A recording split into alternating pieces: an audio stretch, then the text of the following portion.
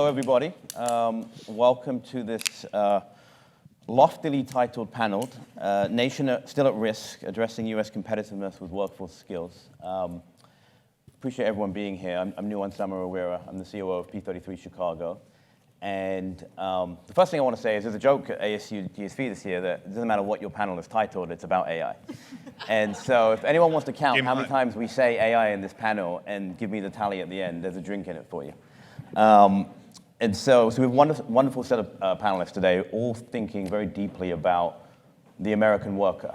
What I would say is that this might be one of the 2 or 3 issues of our time, is our workforce and what becomes of our workforce.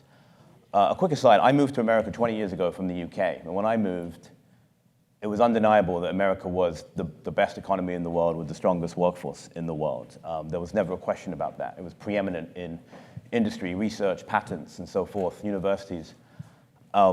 Today, I think that's still the case, but I think the world is catching up. And I saw some data on Sunday that showed that American children's reading and math scores over the last 25 years is essentially flat or slightly declining. And then I saw layered on American students' GPAs over that time period, and they're skyrocketing. And so what does that tell you? And for me, it tells you that maybe you don't want to put all your eggs in the K through 12 higher ed bucket. And that brings us to our panel today, which is really focused on the workforce. And so I'm going to just kick this off. We have quite a few of us here, so we're going to just dive right into this. First question out of the gate for this audience and for this panel. For the American economy to continue to lead the world, what must we do when it comes to our workforce? And that's for each of you. So I'll start with Matt first. Well, I think one of the things that's going to be critical right now is to recognize that we are increasingly a human economy with stubbornly industrial mechanisms for workforce development. We say we're increasingly a human economy. We're, if you just look at sort of where the nexus of growth has been historically over the past couple of decades around parts of our economy which depend on knowledge capital, on human capital. But we actually have very few ways of measuring human capital. We have very few ways of measuring how human capital grows. We have few ways, I know we're going to talk later about how we measure productivity. Who's a better coder? Someone who writes more lines of code? Probably not. But we don't know how else to do it. And so as long as that's sort of, as we're stuck in those kinds of paradigms, we struggle to make the right kinds of investments as employers. We struggle as communities to make available a more robust infrastructure for people to acquire skills on the fly. We have America's community college systems, which do tremendous work to help people acquire skills, but we leave people to navigate them themselves. We fund them to mostly try to help people acquire transfer degrees and eventually make it to 4-year degrees. Only 16% do, whereas they do a very effective job around workforce training. So there's a set of issues here that are key to making sure that people can acquire the skills to make themselves more valuable and keep acquiring those skills over time. Yeah, I completely agree with that. I think for me, I would add that we are in for an insane reckoning over the next 5 to 10 years, thanks to AI. That's count one for mentioning AI. I started out my career at Uber on the self-driving car team, and it was just very clear to me a lot of people are about to lose their jobs. Like if you go to San Francisco right now, you go to Phoenix right now, there are self-driving cars right now. That means every Uber driver is about to lose their job. That doesn't even mention all of like the translators, artists, now even going to be software engineers are all going to have to change their careers. And how are we going to get those people into new work that's going to be AI resistant, that's going to actually help people unlock their true potential, what they actually want to do, allow them to provide for themselves and their families. And I mean, there's not really a great way to do that right now, help to actually get people into something new that they, can find fulfillment out of. I think, Matt, you said it. It's businesses have to lean in more to really help the workforce. So for us at Walmart, I would say that it's all about finding, providing access to opportunity. We have 2.1 million associates, and one would argue that that's the largest talent marketplace in the world. So we really need to lean in and figure out ways in which we can accelerate their career pathways. One of the things that we've been, working on is we've been trying to do a lot more future forecasting around the in-demand jobs of the future. And we've done that, and we've been able to isolate about 30 jobs that we know we're going to need more of. We've got to fill, 100,000 jobs in the next 3 years. We know exactly what those jobs are. We know exactly what skills we're looking for. So for me, it's being super intentional with our associates and then accelerating those learning paths in order for them to achieve a place in which they are ready to compete for those roles. So I think, that's the role and responsibility of organizations, at least for at Walmart. Yeah, I think I might actually take your question in a slight tangent direction, but hopefully still like interesting and relevant for the crowd. So when I think about American supremacy over the course of the next 20 years and our preeminence as a superpower, for the past, you mentioned it, 20 years, there was both an idea that American workforce was the preeminent superpower, but there was also an idea that the American military was the preeminent superpower. And I think we're seeing that shift over the course of the probably fast 5-10 years as China and Russia continue to catch up. And that's in all these areas from both their training of their particular workforce, but then also their competency in AI. That's another count. And so my company itself, our overall largest groups that we work with is the U.S. military. That's our largest overall partner. And I think that one of the things that we have to win over the course of the next 10, 20, 30 years is actually the U.S. military and how we prepare and train our military folks to actually be equipped to use the equipment to actually get out and fight in the way that they need to and to do it at a speed that is appropriate for the speed at which technology is changing today. And I would say the biggest, probably overarching issue that they face is just a military industrial complex that doesn't know how to buy software. It's currently in a world where they purchased tanks and they think about purchasing tanks in the same way that they purchase software, and that's just not how software is built and purchased. So slightly tangent direction, but I think relevant to national security. Thank you. I'll build on that idea. So I'm the CEO at UpSmith. We build software to combat the skilled worker shortage across the United States. And the 1 million openings in US manufacturing and construction are a massive competitiveness risk for our nation. These are roles that are at the core of the backbone of society, and we are not producing enough people to fill those openings. 3 people leave for every 1 who enters in many skilled trades and geographies. And it's happening as there's this really large influx of spending that's happened post-COVID on solidifying supply chains in core parts of US infrastructure. Now, this is a massive challenge, but it is a solvable one because people that have transferable skills around work ethic and related disciplines, like non-cognitive skills, professional skills, can quickly master the technical skills that are required to go be effective and safe and productive in the workplace. But it requires a real focus on helping to invest in them, and I think that employer-driven investment is the answer. So implied in that, Wyatt, is the jobs are there, but maybe the workforce or the skills aren't, and so that would imply talent shortage. Matt, something you and I talked about a little bit was, is it a talent shortage? Is it a good jobs shortage in America? And to what extent is it one versus the other? To what extent does it matter? I'm curious, Matt, you in particular here. Is it a talent shortage? Is it a quality job shortage where the career path isn't quite there? Well, I'm glad you brought that back, brought that up, rather. I think, look, at a literal level, it's hard to argue that there's a talent shortage. We know there are a lot of jobs that go unfilled. We know that there are skills that we need that we don't have, that we're losing preeminence in. So at one level, you can look at the quality of the talent base and say, well, the facts speak for themselves. But systems produce what they are incented to produce, what they're designed to produce. And we've had, and this goes back to this idea of an industrial workforce development machine for a knowledge economy.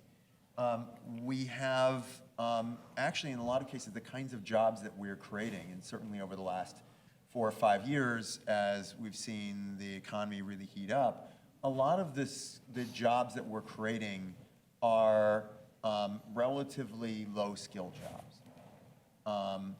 And that is, that is a problem for us, because it says, look, if we have,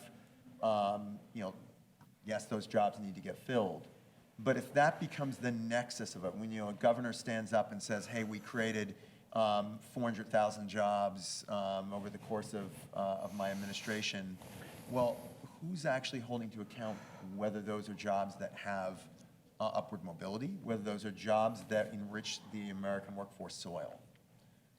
If we're not holding ourselves to account for that standard, then we aren't thinking enough about how to prioritize the kind of places where we want to drive economic development, the kinds of ways that we need to drive community development. One of the things, I think we've been talking about, kind of what's going to take to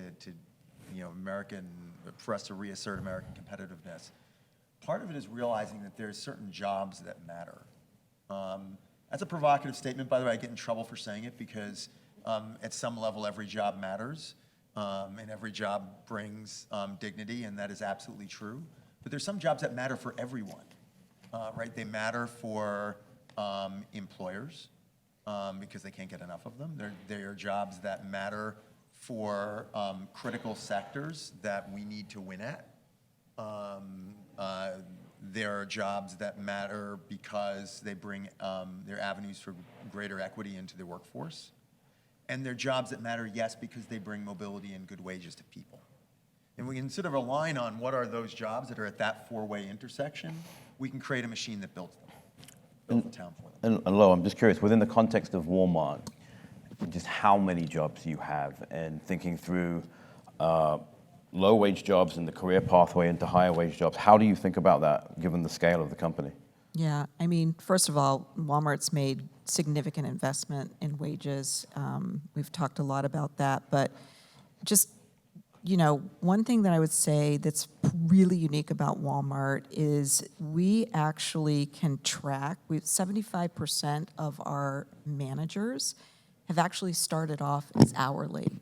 So I think there's something to be said here about very much focusing on career pathing and showing people the paths that you can take in order to get at those higher paying roles. So I know we have this famous, story, like Doug McMillan literally started loading trucks in the back because he could make $6 an hour versus $3.35 across the street. Like, that's an incredible story, but we've got so many of those. But I do think the gap is, to your point, Matt, is, we've got to invest more in showing people the way, because I know that a lot of people think Walmart is just going to the supercenter and those hourly jobs. But the fact is, there are many, many pathways for those 2.1 million to take advantage of. So I'll switch topics a little bit, talk about productivity, which is not necessarily a topic everyone gets excited about, but I know a few of us have had this conversation around, a lot of the conversation is about automation, less labor. And perhaps not enough of that conversation is about how do we make people's human capital more valuable? And so Wyatt, Athena, Sasha, I'm curious, you live in this every day. How are you thinking about that? I'm fired up to talk about productivity. That's near and dear. I think increasing productivity is the way out of the crisis. And there are 3 levers for how to do it. One is to increase the underlying supply of people that have the right skills to go and produce productive work. That's an upskilling challenge. The second is around the productivity per unit of labor, or the value that can get created on a worker hour. And then the third is about retention, the meaningful nature of work that increases longevity. When we think about productivity in skilled trades, it's largely tied to more revenue, lower cost, greater profitability. So not a unique formula that's true for lots of people in this room. But one thing that's very true in the skilled trades world is that these are in many cases non-automatable jobs. It's a human being going and providing a service. It's a service-driven business, not unlike healthcare in many respects. And so you're looking for ways to engage people in ways that builds lots of trust. And then the technical skill you're delivering is done as a way of helping create the value that really is being conveyed by the personal touch of that person. I think that's underappreciated about a lot of skilled trades work. We're joined here today by Brian McCann, who's the CEO of Rotoco, the largest roll-up of Roto-Rooter franchises in California. And one thing they do exceptionally well is investing directly in their workforce to make them more productive, helping build new skills, moving from an entry-level technician to a higher-level technician who can perform more complex work. And that investment that Rotoco makes in its people generates a lot of societal benefit and enhanced GDP that comes from the work that those people do. And so I think that's the lever that employers have a chance to invest in that we should be celebrating and promoting. Cool. I think when we think about productivity at Learn to Win, we kind of group learning into maybe two different buckets. There's one type of learning that we see within organizations that we call sort of standard learning, and that's things that are they're not unique to a particular organization. There's lots of types of organizations that produce this, and you can kind of I don't want to say you can get it from anywhere, but you can sort of build it and then transfer it across lots of different places. And then there's a second piece, which is what we call last mile learning, and it's the stuff that's relevant for how you do your job. When I am working in a sales role, and my job is to explain to a particular physician, this is how this drug works. That's what my job is, and that's what I'm expected to go do. If I'm working in a manufacturing plant and my job is to pick up this box and put it here, it's important for me to know, here's how this box particularly works, here's the things I should be aware of in case it explodes, and here's exactly where I should put it. It's really not that valuable to me to get sort of like broad, overarching, training on how to be a better person or something like that. And so I think when we look at most of the organizations that we partner with, we find that they too often fall into this camp of let's sort of improve productivity based on skills, based on some sort of like vague definition of what a skill looks like, as opposed to targeting, here's exactly the thing that they need to know, and let's make sure we get that information to them in as easily a digestible way that we can, and get data on whether or not they know it. And so, similar to Wyatt, I'll call out one of our partners. So we have East Carolina University here. We have a partnership with them and the team from Mr. Beast, which is the #1 YouTuber on the planet. And their problem was they didn't have anybody that knew how to work in the creator economy. They were hiring folks, they might have gone to film school, they might have had all of these skills in film, but they didn't know how to do the job that is required at Mr. Beast. And so we've been partnering with them to actually build out an academy that's very targeted to here's what you need to know in a creator workforce. And I think that when I think about what's the problem to go solve from a productivity perspective, it's how do you arm folks with the data that they need and the information that they need to do that particular job. So Dreambound is a search engine for people to find career-focused education, and we have this very unique vantage point where we can see what people are just searching for in general and trying to upskill into. And there are a lot of very interesting things that we see. So one is that a lot of people, they do want to upskill into something new. They want to, increase their productivity, get skilled into something better. And it's just very overwhelming with the prospect of actually following through with that career. You have to figure out, which of these certifications should I get? Which school should I go to? How should I pay for it? How do I navigate FAFSA if that's relevant? Or how do I take out a loan? It's just like so many different steps. And so being able to either make that process easier, abstract that away, any number of other things to actually allow someone to upskill who wants to upskill. I mean, that's how we get productivity to increase. That's how we solve this talent shortage, because we have so many Americans and immigrants trying to come here. We just need to get them through the very difficult journey that we've created for ourselves. I just want to flag one thing that makes this tricky, because look, this is exactly the crux of it. It is a lot easier to sort of focus on the denominator, on cutting the cost of labor, than on the value it's outputting. Yet I think we all recognize that there's so much more potential when we can unlock human potential. But the problem that that we need to grapple with is that this takes time. I talk all the time to companies who will say, yeah, we'd really love to consider internal talent for our roles, but we just don't have anybody right now with the skills they need. It's part of why what Walmart's doing in Live Better You is so impressive, because it is saying, okay, where are we trying to go? But that idea of saying, hey, first of all, what's the talent that we have? Most companies don't have a really good inventory of the talent that exists in their organization. If you don't know where your talent is, it's hard to know where to take it. They don't have an effective strategic workforce plan that says, okay, what is the talent we're going to need, maybe not 10 years from now, but 2 years from now. And where they do have a strategic workforce plan, it's sort of a PowerPoint thing that lives on a shelf. It's seldom integrated into the way that they acquire talent, into the way that they manage their talent and invest in it. So sort of thinking about a different longitude for talent investment so that it happens over the time span of R&D as opposed to kind of the exigencies of the moment is going to be critical to being much more successful than we are typically at investing in talent.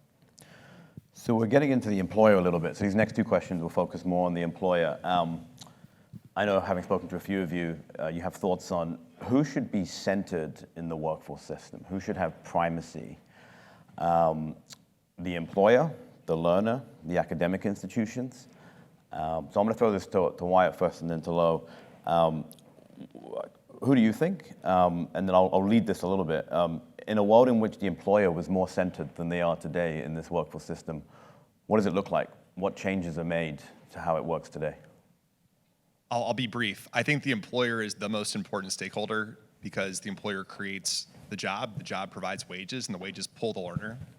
And in every case where we've run upskilling efforts, we've seen that it's that offer of really high-paid employment during training that drives people. And we'll have, in many cases, 100 candidates for every one opening that exists because the opportunity to accelerate towards a more compensated, more dignified, more purposeful career for a person who is in an industrial staffing job or some other type of unskilled job is life-changing.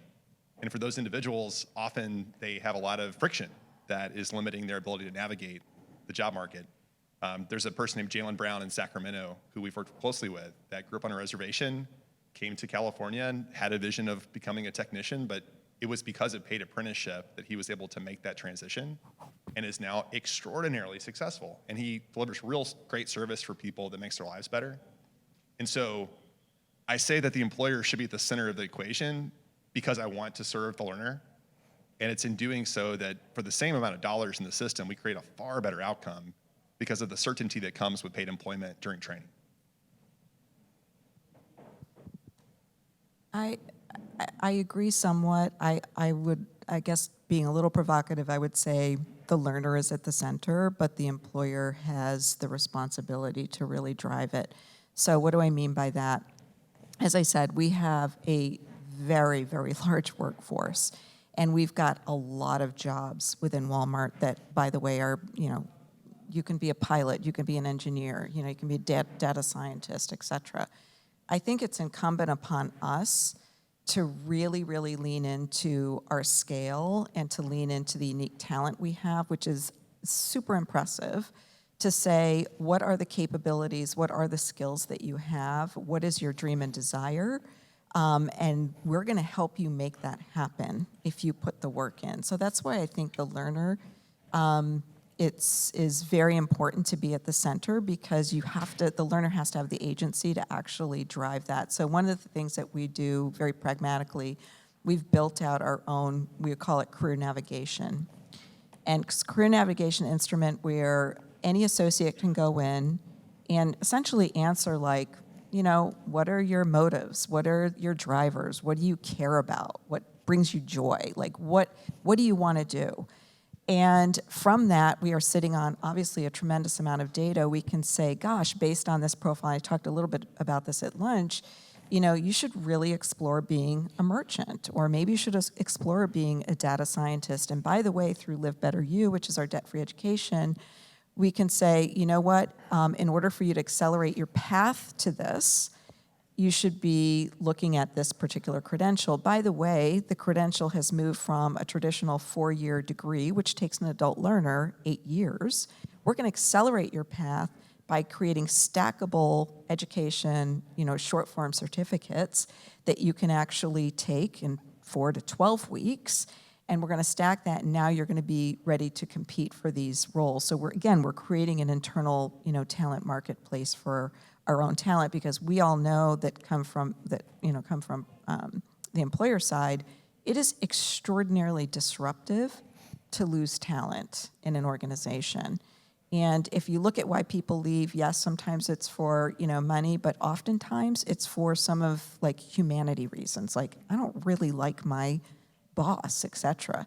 So I think it's just a very complex question. It's a complex system that you have to be very, very surgical against each of these levers, because we've done the math and we've done the data, analysis, and we know that people, if we have great managers in stores, we have associates that are highly engaged, and guess what? That translates to our business outcomes, which is we have higher customer NPS. Our business KPIs are stronger. So it's a win all around, which is why I think we have to look at it in much more of a holistic way than we traditionally have.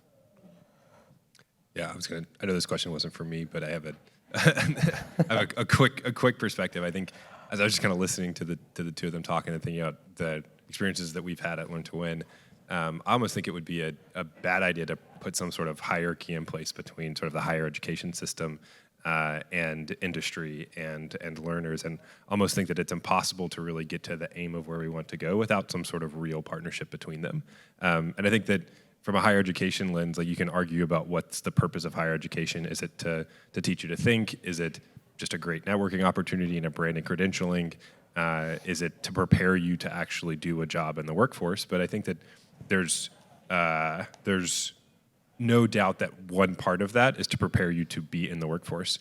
And I think from an industry perspective, there's the piece of preparing people to do that particular job. That's going to be an inevitable function of what you do as a company. But at the same time, should you be expected to do all of that? We have an entire educational system. Should they not at least get it part of the way? And so that's one of the reasons I think that the partnership that I've seen between East Carolina and Mr. Beast is so interesting, because it's a sort of industry partner who said, hey, we have a huge need here, we want to lean in, but also a university system that was willing to kind of break out of the traditional norm of, no, we only grant, it takes us 7 years to grant a degree, and that's providing somebody who is maybe credentialed but actually has no real value in the workforce. Let's actually switch up the model the way that we're doing it. And so I think more partnerships in that vein, and ones where there are two equal partners coming to the table to push things together, is ultimately the solution of how we move things forward. A question which I'd have for us is this. How do we make, so I think the examples that we've heard are inspiring examples, and there's a lot of really good examples out there. And the question is, how do we design a workforce system that's less haphazard?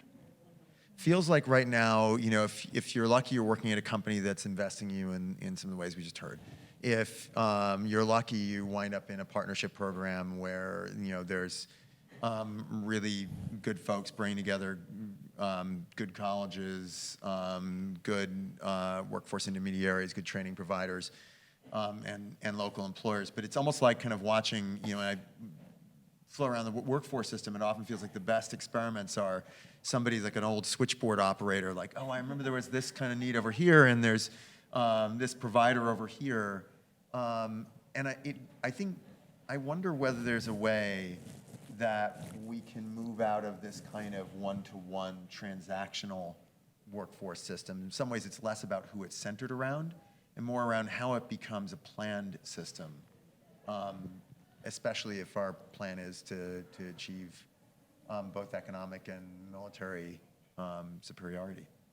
And one that's less complicated, right? I think that's something I've heard as a theme throughout many of these panels, is how complicated we're making it. Data, dashboards, and the switchboards is a good example.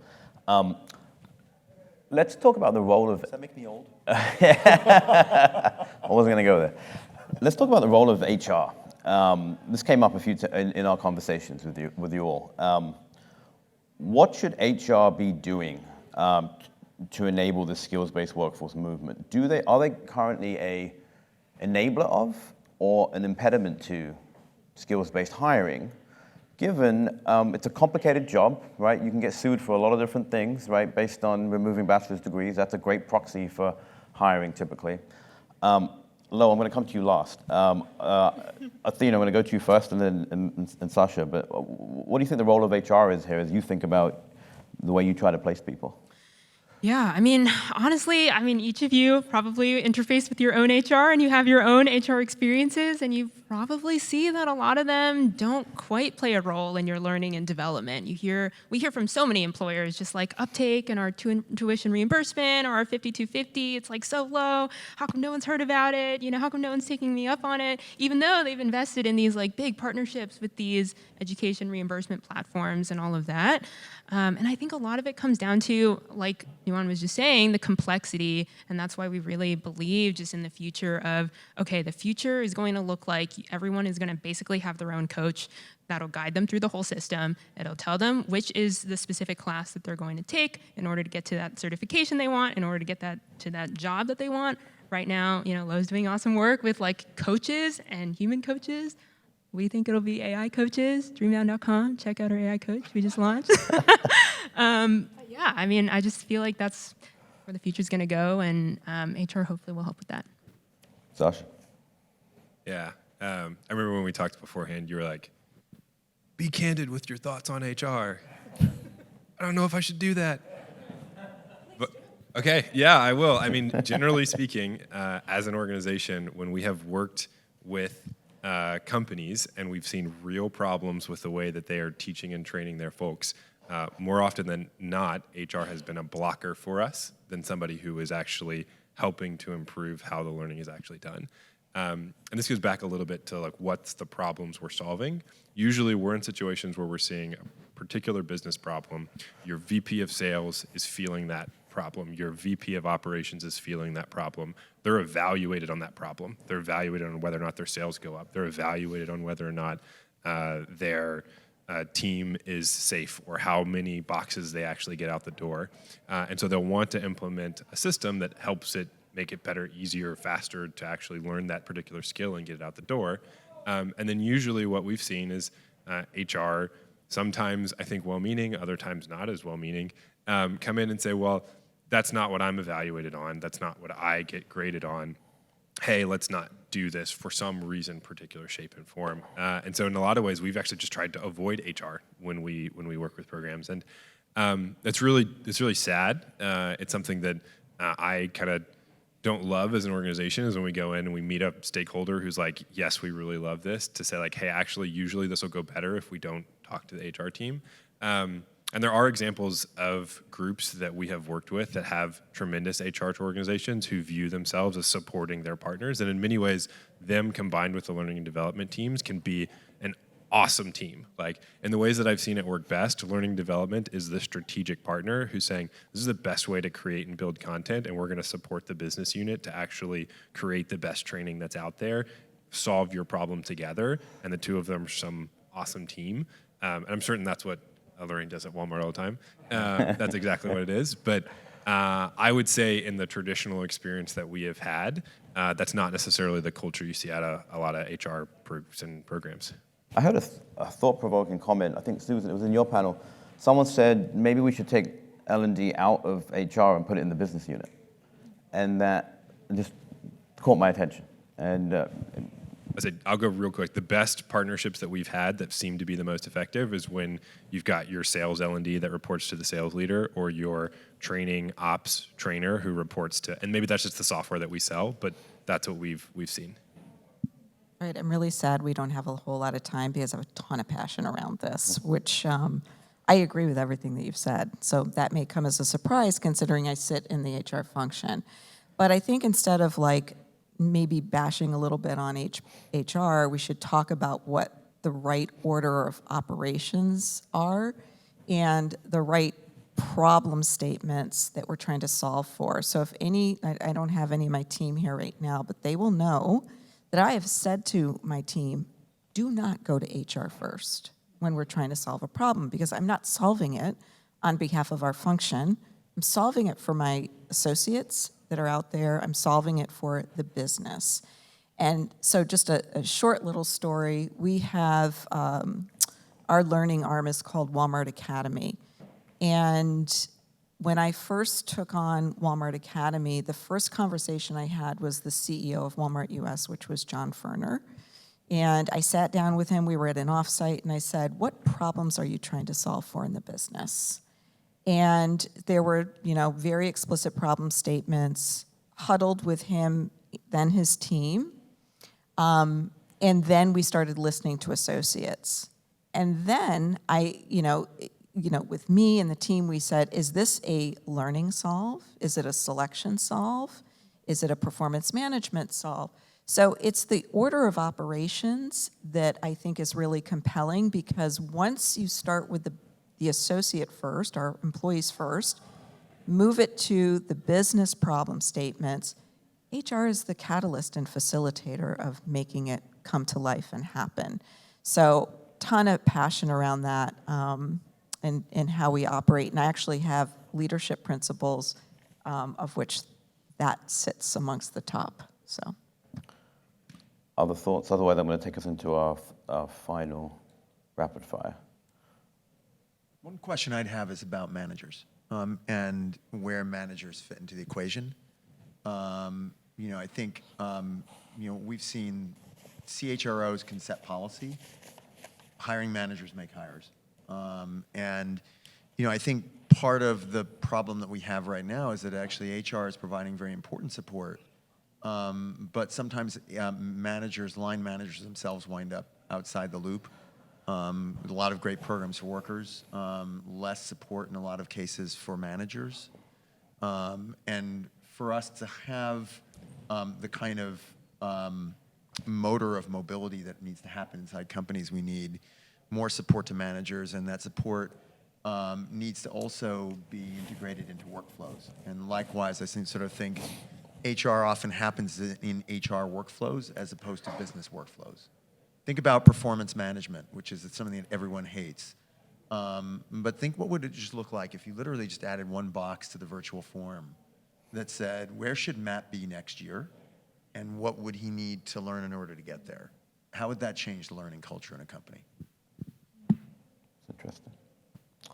So we have 3 minutes left. And so we'd love to hear from each of you a little bit of your reflection on this conversation and just the work that you do. What is your kind of encouragement to this audience who cares deeply about this topic? And where do you see the puck heading? Where do you think this goes next when it comes to the workforce, America, and retaining American supremacy? Like, what's the key thing we got to get done? Wyatt, I'm going to start with you first. All right, on the hot seat. My positive news story is that the skills that are necessary to fill the gap are imminently learnable, and human beings are very malleable, and so they can master those skills. It's around reducing the friction that exists for them to access them. So I'll go back to the theme around why employer-centered investments in upskilling are so powerful. Because they're tied to jobs, because they exist in ways that have more flexibility than maybe a traditionally resourced Title IV compliant institution would have. That creates flexibility. And then here's the cool part. You can go back to the community college, or you can go back to one of those Title IV institutions and have them be your training provider to help deliver that service in a really novel way that creates a great outcome for the individual learner, and then ultimately serves an employer and helps grow our economy. And so I think that's how we can really accelerate the closure of the skills gap. Thank you. Sasha? Yeah, it's a good question. One that I didn't really think about until right now. You got this. Yeah. I think there's kind of two angles that I would take this one. I think the first one, they're generally, when I talk with folks, and especially folks who spend a lot of time watching media in any sort of form, they generally come away with some overarching pessimistic view of America is going down the drain and America is will never win and blah, blah, blah, blah, blah. I think if you actually pull out the data, both from like a global humanity perspective, like every 50 years, humanity makes like a almost unimaginable leap in the overall quantity of human flourishing.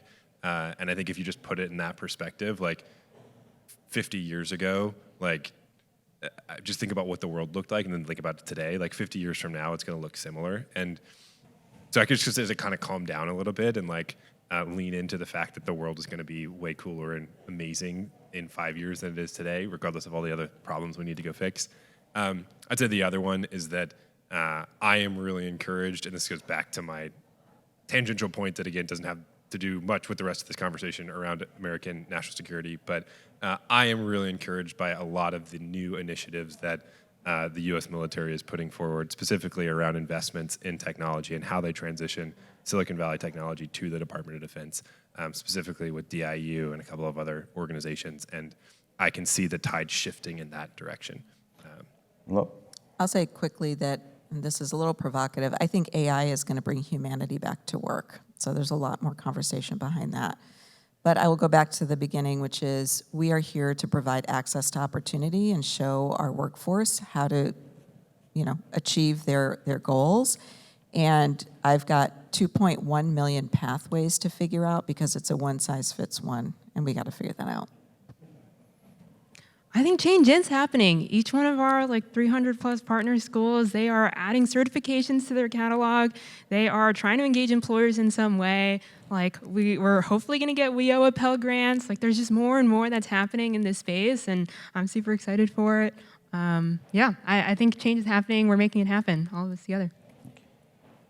Millions of people move each year through American industry into the middle class. Many of them just through the simple process of promotion into management. So the American machine of mobility still has vitality in it. But if we can start by focusing on what are those jobs that matter for everyone, we can direct that mobility into a place that renews and invigorates their competitiveness. Thank you. Be optimistic. I think that would be the summary of a wonderful panel. There's a lot of good things happening. Thank you very much for your engagement today, and thank you to the panel.